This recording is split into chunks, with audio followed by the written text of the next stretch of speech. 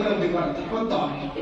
কোন প্রতিবেশী যদি অত্যাচারিত হয়ে কিয়ামতের মাঠে ফরিয়াদ করে, তাহলে এর জন্য জাহান্নাম মানে জান্নাত হারাম হয়ে যাবে। কত কঠিন! অথচ আমাদের মুসলিম পরিবারগুলো প্রতিবেশীদের অধিকারের বিষয়ে আমরা সচেতন নই। আমরা আধুনিক মানসিকতা, ঘর এমন ভাবে করি, আমাদের সব ব্যবস্থা এমন ভাবে করি, এ নিজেই একটা আলাদা হয়ে যাচ্ছে। কিন্তু প্রতিবেশীর অধিকারকে আমরা কোনোভাবে ঘোষণা করতে পারবো না, করা উচিত নয়।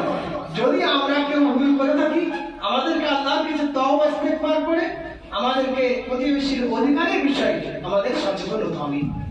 প্রতিবেশী এক যদি সমুসলিম হয়, বলছে তার একটা অধিকার আছে, সে প্রতিবেশী, সে কষ্ট পাক, সে অভাব অনটনে পড়ুক, এটা আমার উচিত না, তাকে দেখতে হবে।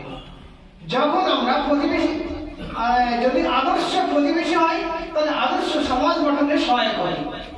আমরা প্রতিবেশী যত ভালো করতে পারবো, তত তার পরিবেশটা সুন্দর হবে, সামাজিক পরিবেশটা আরো সুন্দর হবে। আমরা চাই না এরকম কিছু হোক, আমরা চাই কি আমি নিজেই বাঁচলে, নিজেই খেলে পড়লে খুব ভালো।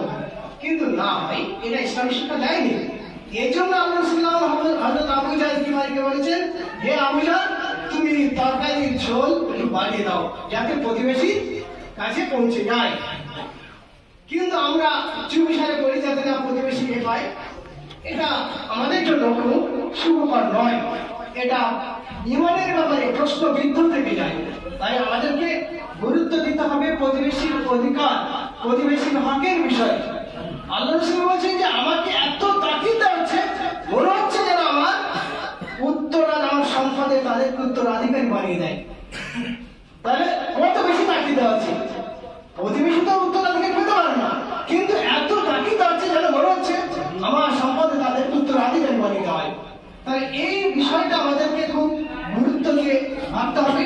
এই জন্য জামাত ইসলামী আগামী 21শে নভেম্বর থেকে নিয়ে 30শে নভেম্বর সারা ভারতবর্ষব্যাপী হুকুকে হামসায়া বলেছে উর্দু যে প্রতিবেশীর অধিকার, এই বিষয়ে আমরা প্রচার অভিযানে সামিল হব এবং সারা ভারতবর্ষে বিভিন্ন কর্নারে কর্নারে, মসজিদগুলোতে, মহল্লাগুলোতে এবং বিভিন্ন জায়গায় আমাদের সেমিনার, সিম্পোজিয়াম, জুমা ভাষণ, গুরু